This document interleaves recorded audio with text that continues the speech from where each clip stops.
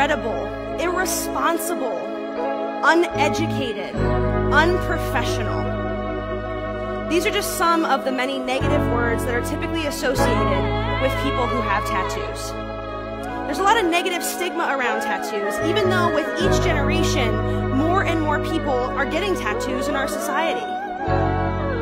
Iba't iba pa ng kulay ng burdang bumahid sa karamihan. Merong panghabang buhay at iba'y panandalian. Disenyong ilalapat na hindi pinagsisihan. Kahit sa paningin ng iba ito'y pinandirian. Utak at puso ang nagkasundo, pinanghawakan. Ang mga komento'y di inisip pagkus tinawanan. Kanya-kanyang buhay at desisyon ng ginagalawan. Pagkatinggit mo'y di mo lang kaya na masabayan. Hindi ako guro pero nagbibigay marka. Binubuhay ang pamilya gamit sining kong gawa. Kahit duming itinuring ng mapanghusgang mata, malinis ko na kinikita laman ng aking bulsa. O pusta, marami na namang mapanghusga, na akala mo hurado malala pa sa husgado. Kung bastos ako na tao, ba't ang dami kong babaeng kakulabo? Komportable sa serbisyong komedyante ang estilo. Nakatusok ng mga karayong, mas masakit pa ang husgahan ng mga tao.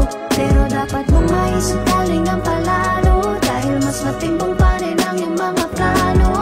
Hinila kada tusok ng karayong, mas masakit pa ang husgahan ng mga tao. Pero dapat mong maisip galing ang palalo, dahil mas matimbang pa rin ang iyong mga plano. Kahit napakaraming negatibo sa iyong paligid nakatitig, sa iyong balat na tila nandidire, di mo kailangan makipagpataasan ng ihe. Ang dapat mo lang gawin ay makinig at manahimik, kasi ang sarap mabuhay sa mundo ng mapayapa. Enjoyin mo kada oras, wag na wag kang magsasawa. Kung may nanguhusga, idaan na lang sa tawa. Tandaan mo lang palagi, utak dapat gumagana. Natatakan ka nang dating sa kanila na bilanggo sa kasalanan. Paano mo matatakasan? Sulyap na naaangasan. Kung maging sa pagyuko mo may matapas sa daanan.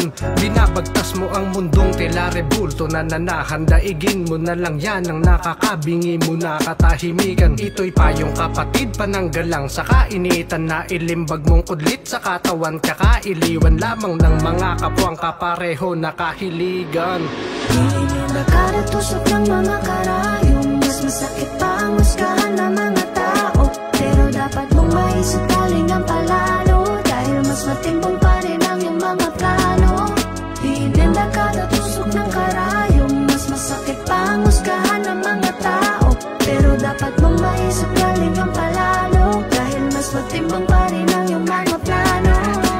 Di kaya na makita ng mata kung gaano kabusilak ang iyong puso, sapagkat madalas nahahatulan lamang ay iyong panlabas. Sa kadahilanan na yun kasi yung mas halata.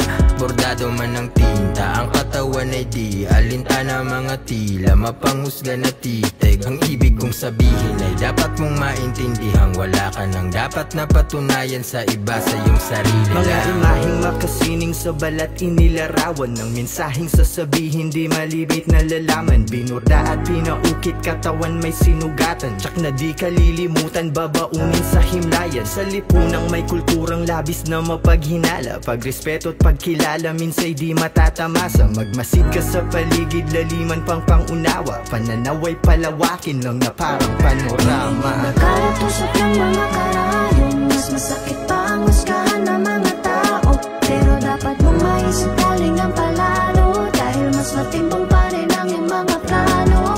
Hinila kada tusok ng karayong, mas masakit pa ang husgahan ng mga tao. Pero dapat mong maisip galing ang palalo, dahil mas matimbang pa rin ang iyong mga plano. We have to get rid of this negative stigma around tattoos. And just like all those other cultures that we talked about all throughout history, start seeing tattoos for what they really and truly are. Critically important aspects of personal identity and self-expression.